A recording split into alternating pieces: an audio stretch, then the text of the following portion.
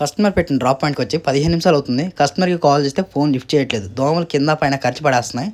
ఎన్నిసార్లు కాల్ చేసినా ఫోన్ అయితే లిఫ్ట్ చేయట్లేదు. దీన్ని చూస్తూ ఉంటే ఒక బూత్ బంగ్లా లాగా ఉంది. బిల్డింగ్లో అసలు నేను తప్ప ఇంకెవరు లేరు. కింద అయితే ఉచ్చపడుతుంది. అసలు ఏం జరిగింది ఏంటనేది తెలుసుకుందాం రండి. స్విగ్గీలో 130 రూపీస్ ఆర్డర్ వచ్చిందని సంబరపడ్డాను. బట్ డ్రాప్ లొకేషన్కి పికప్ లొకేషన్కి కలిపి 16 కిలోమీటర్లు అవుతుంది. డైరెక్ట్గా రెస్టారెంట్కి అయితే వచ్చేసాను. రెస్టారెంట్లో ఫుడ్ అయితే పిక్ చేసుకుని ఈ ఫుడ్ అనేది కస్టమర్కి డెలివరీ చేయాలి. వేడివేడిగా దోశలు అయితే ఉన్నాయి. కొత్త బైక్ తీసుకున్నా. కొత్త బైక్తో ఫుడ్ డెలివరీలో వర్క్ చేస్తున్నాను. హిమాయత్ నగర్లో ఫుడ్ పిక్ చేసుకున్న డెలివరీ చేయాల్సిన లొకేషన్ వచ్చేసరికి మల్కాజ్గిరి, అంటే ఇక్కడ నుంచి 16 కిలోమీటర్లు అయితే చూపిస్తుంది. రీసెంట్లీ ఫుడ్ డెలివరీ చేస్తుండగా ఒక ఆర్డర్ వచ్చింది. డ్రాప్ పాయింట్కి వెళ్ళిన తర్వాత కస్టమర్కి కాల్ చేస్తే పైకి రమ్మన్నాడు. వెళ్ళిన తర్వాత ఏమైందంటే ఆ కస్టమర్ ఫుల్ తాగున్నాడు. సరేలే నాకేముంది, కస్టమర్ తాగితే నాకేంటి, తాగకపోతే నాకేంటి, నాకు కావాల్సింది మనీ. యాక్చువల్లీ ఆ కస్టమర్ సార్ సిఓడి ఆర్డర్ అయితే పెట్టుకున్నాడు. కస్టమర్ సార్కి ఫుడ్ డెలివరీ చేసిన తర్వాత సార్ 250 రూపాయలు పడింది సార్ అమౌంట్, నాకు ఇచ్చేయండి సార్ అంటే ఆయన నా దగ్గర చేంజ్ 500 రూపీస్ నోట్ ఉంది, ఆన్లైన్ చేస్తా, PhonePe number చెప్పన్నారు.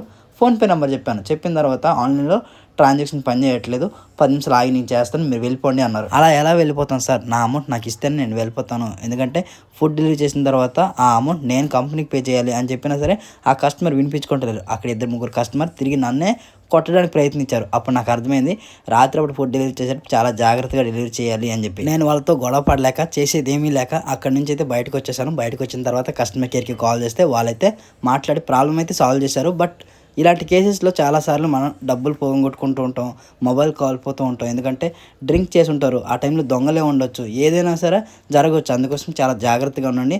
Finally navigation follow అవుతూ కస్టమర్ పెట్టిన డెలివరీ పాయింట్కి అయితే వచ్చాను. ఈ గల్లీలో అసలు ఒక్క లైట్ కూడా లేదు. నాకైతే ఉచ్చబడుతుంది. ఏంటంటే జెన్యూన్ కస్టమర్ ఫుడ్ ఆర్డర్ పెట్టుకున్నాడా లేకుంటే ఫేక్ కస్టమర్ ఫుడ్ ఆర్డర్ పెట్టుకున్నారా అని చెప్పి నాకైతే చాలా భయంగా ఉంది. ఇలాంటప్పుడే చాలా గుండె నిబ్బరంగా పెట్టుకోవాలి. నా దగ్గర ఉండే ఈ ఫుడ్ని డెలివరీ చేయడానికి అయితే వెళ్ళిపోతున్నాను. ఇలా మీకు ఏదైనా సిచ్యువేషన్లో భయంగా ఉంటే మీరు మీ ఫ్రెండ్కి కాల్ చేయండి, లైన్లో ఉండి ఫుడ్ అయితే డెలివరీ చేయండి, వీడియో కాల్ చేయండి. ఎందుకంటే మీరు ఏం మాట్లాడుతున్నారు ఏంటనే వీడియోలో రికార్డ్ అవుతుంది. అట్ ది సేమ్ టైం మీరు కాల్లో ఉంటే మీరు ఏం మాట్లాడుతున్నారు మీ ఫ్రెండ్కి అయితే తెలుస్తుంది. ఏదైనా బ్యాడ్ సిచ్యువేషన్ అయితే మీ ఫ్రెండ్ నీకైతే గైడ్ చేస్తారు. అట్ ది సేమ్ టైం వాట్సాప్లో లొకేషన్ కూడా షేర్ చేసుకోండి. ఫైనల్లీ ఇక్కడికైతే వచ్చేసాను. ఈ అపార్ట్మెంట్కి వచ్చిన తర్వాత 10 నిమిషాలు అయితే వెయిట్ చేశాను. ఈ కస్టమర్కి కాల్ చేస్తే ఫోన్ లిఫ్ట్ చేయట్లేదు.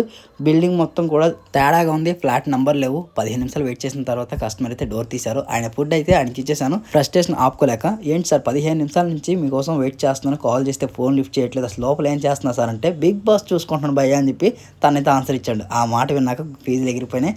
ఫుడ్ ఇచ్చేసిన వెంటనే ట్రిప్ అనేది ఎర్న్ చేసిన 130 రూపీస్ ఎర్నింగ్స్ అయితే చూపించింది. ఈ ఎర్నింగ్స్ని చూసి ఇప్పటివరకు నేను ఫేస్ చేసిన ప్రాబ్లమ్స్ అన్ని కూడా మర్చిపోయాను. మార్నింగ్ నుంచి ఇప్పటి వరకు 20 ఆర్డర్స్ ఫినిష్ చేశాను. ఈ 20 ఆర్డర్స్కి 2095 రూపాయలు ఎర్నింగ్స్ అయితే వచ్చాయి. అంటే 11 అవర్స్ అయితే వర్క్ చేశాను. ఇప్పటికే చాలా హెవీ డ్యూటీ అయితే చేశాను. దోమలు పైన కింద ఖర్చేస్తున్నాయి, చలి చంపేస్తుంది. అందుకోసం ఇంటికి వెళ్ళి రెస్ట్ తీసుకుని రేపైతే డ్యూటీకి వెళ్తాం మళ్ళీ.